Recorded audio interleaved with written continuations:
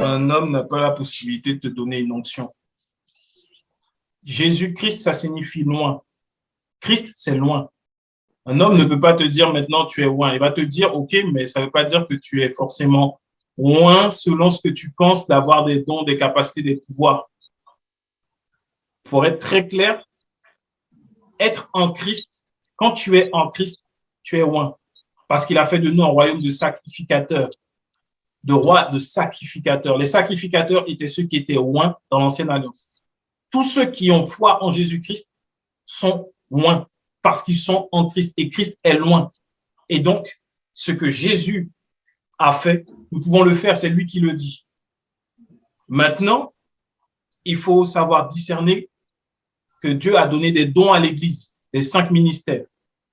Et ces personnes-là, ils ont des dons, elles ont des dons particuliers pour faire le ministère.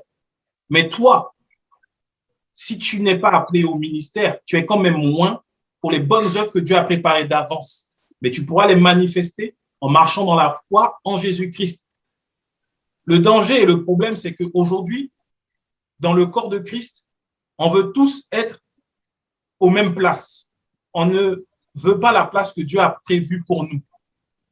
C'est dans cette place qu'il a prévue pour nous que l'onction de Christ, alors, va se manifester.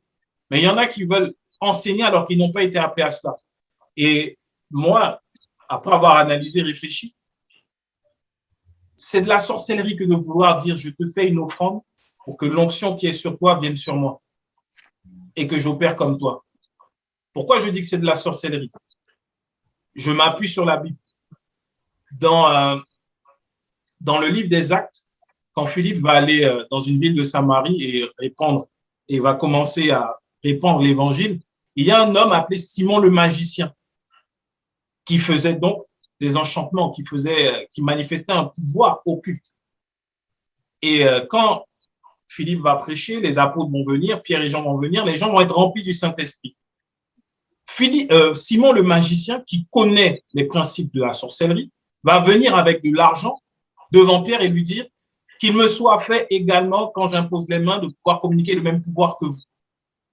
Et Pierre va lui dire que tu périsses avec ton argent et prie pour sauver ton âme. Pierre a refusé. Aujourd'hui, les hommes de Dieu ne refusent pas quand on vient leur dire « Tiens, je veux l'onction qui est sur toi ». Et c'est exactement ce que Simon a fait. Ce qui veut dire que quand tu crois en Jésus, Dieu te mène où il veut. Ce n'est pas en disant « Ah, moi, cet homme-là, il a une onction particulière, je la veux en donnant de l'argent ». C'est quand on va voir un marabout, un sorcier, on lui donne de l'argent pour pouvoir faire quelque chose avec le pouvoir qu'il a soi-disant, il va le faire. Pourquoi nous, à l'Église, on devra faire la même chose? Notre Dieu nous a tout donné gratuitement. Il nous a donné gratuitement. Nous n'avons rien à payer. On n'achète pas la grâce de Dieu. On n'achète pas l'onction. Dieu nous établit et nous envoie là où il veut, selon sa volonté, dès lors que nous marchons dans la foi et que nous sommes conscients que c'est Christ qui opère au travers de nous. Moi, je suis appelé à enseigner. Le Seigneur me donne la capacité d'enseigner. Si toi, tu es appelé à faire du bien aux orphelins, le Seigneur te donne cette capacité et c'est l'onction qui le fait.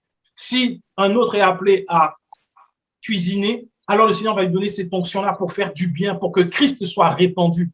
Voilà pourquoi la Bible dit que la création tout entière attend. Mais pour l'Église, il y a les 5 ministères. Et si tout le monde dans l'Église devient pasteur, apôtre, évangéliste, prophète, tout ça, à quel moment la création est sauvée?